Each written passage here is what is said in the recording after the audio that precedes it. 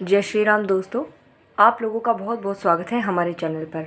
आज की वीडियो में हम आपको मंथरा के पूर्व जन्म की कथा सुनाएंगे और जानेंगे कि मंथरा की प्रभु श्री राम से ऐसी क्या शत्रुता थी जिसकी वजह से मंथरा ने उनको वनवास दिलवा दिया। मंथरा कौन थी और उनका क्या वैर विरोध भगवान श्री राम के साथ पिछले जन्म में था। चलिए शुरू करते हैं आज की ये पवित्र कथा।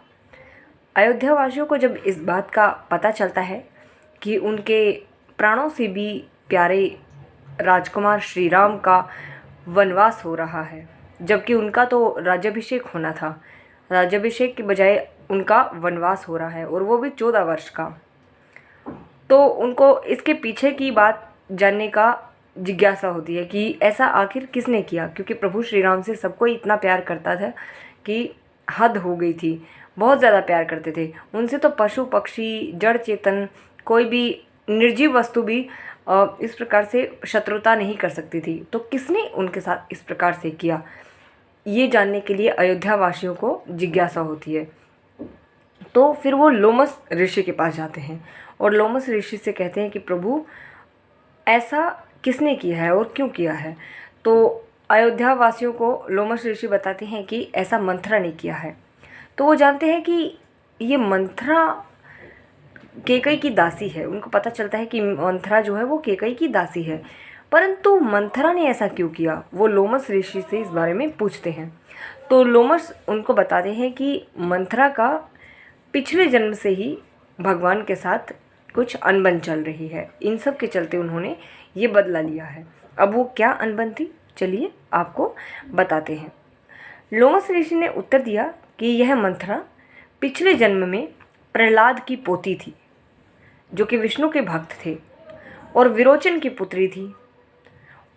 उसके पिछले जन्म का नाम भी मंथरा ही था।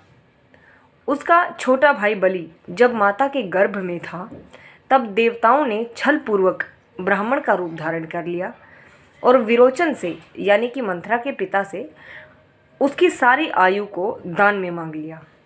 अतः दानी विरोचन ने अपना शरीर का परित्याग कर दिया और उनको अपनी आयु दान कर दी, जिसके बाद दैत्य मतलब जो राक्षस थे वो निराश्रित हो गए। मतलब उनका कोई सरदार नहीं रहा, उनका आश्रय छिन गया, क्योंकि वही उनको आश्रय देते थे, विरोचन ही।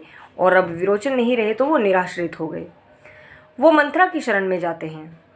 मंथरा ने उनको उनकी रक्षा का आश्वासन दिया, जिससे उत्साहित होकर शंबर, मैं और बाण आदि राक्षसों ने युद्ध का बिगुल बजा दिया, पर वे देवताओं से हार मान गए।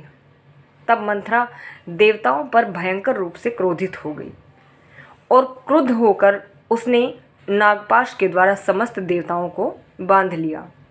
नारद जी ने देवताओं के ऊपर आई इस विपत्ति को बैकुंठ में भगवान नारायण के समस्त निवेदित किया। भगवान विष्णु ने इंद्र को अमोघ शक्ति दी, जिससे इंद्र ने न केवल नागपाश के बंधन को काटा, बल्कि उसी शक्ति से इंद्र ने मंथरा को मारकर बेसुध कर दिया।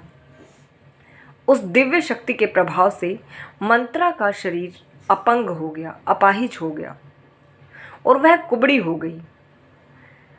राक्षसों की स्त्रियों ने भी मंथरा के इस स्वरूप का बहुत ही मजाक उड़ाया। उन्होंने बहुत उपहास किया कि इसकी पीठ पे तो कुबड़ निकल आया।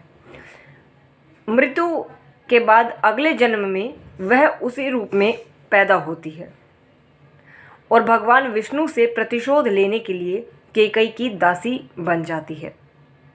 उसने राम राज्य की स्थापना में विघ्न डाला, जिसकी वजह से वह सारे संसार में अपयश की भागीदार बनी और उसका ही भगवान से अपयश मिलने का कारण कृष्णावतार के समय फिर उसका भगवान उद्धार करते हैं।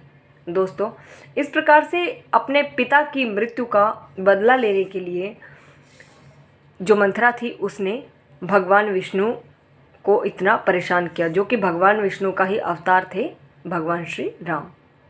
बस इसी वजह से उसने प्रतिशोध की ज्वाला उसके अंदर भड़क रही थी और उसी वजह से उसने भगवान श्री राम का राज्याभिषेक नहीं होने दिया और उनको भी वन वन भटकने की उन्होंने इस प्रकार से चाल चली।